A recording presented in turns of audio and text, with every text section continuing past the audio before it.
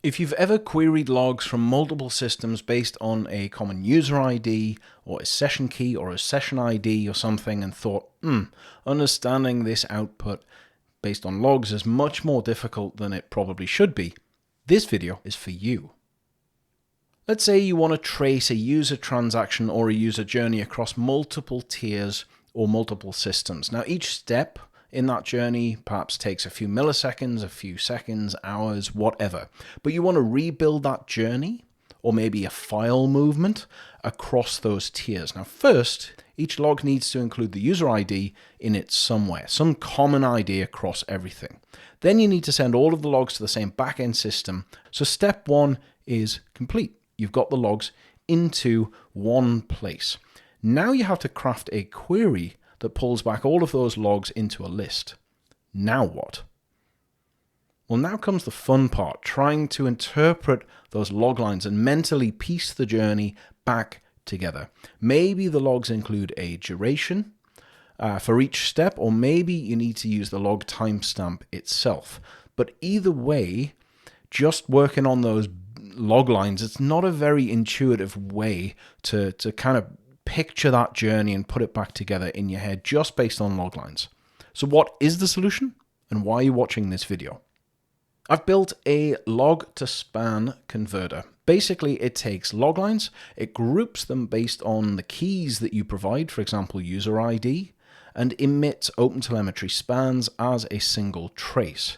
Then you can send those spans to an observability platform, and the platform itself can reconstitute those spans as a single end-to-end trace. Now this trace, importantly, will look exactly like your mental model of time flowing left to right, with each step being a separate bar. You can trace the exact flow from one tier to the next, and that's what it's going to look like in the platform. In short, it's a much simpler way to work with those groups of related log lines. First, you need to configure all of your logs to be sent to an OpenTelemetry collector, and it's important that they're all sent to the same one because of the way the connector works. You're probably going to use the file log receiver or OTLP. Then you have to configure the logs to span connector. You tell it the key or keys it should find in each log line. For example, user ID or user_ID.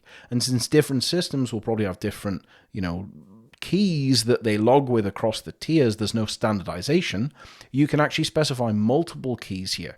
For example, if user ID was passed across 3 different tiers as user_ID, user ID, and session ID, you'd specify all 3, and then the connector will use the first one it finds per log line. Finally, you set the output of the logs to spans connector as the receiver of a trace pipeline and set the output of that pipeline to wherever you want the data to go, your observability platform. Now, don't worry if you've never used the OpenTelemetry Collector before and that all sounds way too complicated. It really is just YAML that you need to write, and I promise it's not actually that difficult. In fact, if you follow the link in the video description, it'll take you to the GitHub repo with all of the connector code and, all of the YAML sample code to get you up and running quickly. So, is this all just useful for legacy code and stitching logs together? Well, kind of. I mean, in my opinion, every new project should be instrumenting with spans by default, but let's be honest, there's a lot of old code out there and an awful lot of logs, and there will continue to be for a long time in the future. So yes, in a way, it's a tool for legacy environments, but there's still a ton of those around. Of course, I have a list of improvements in mind, but what I really need is you.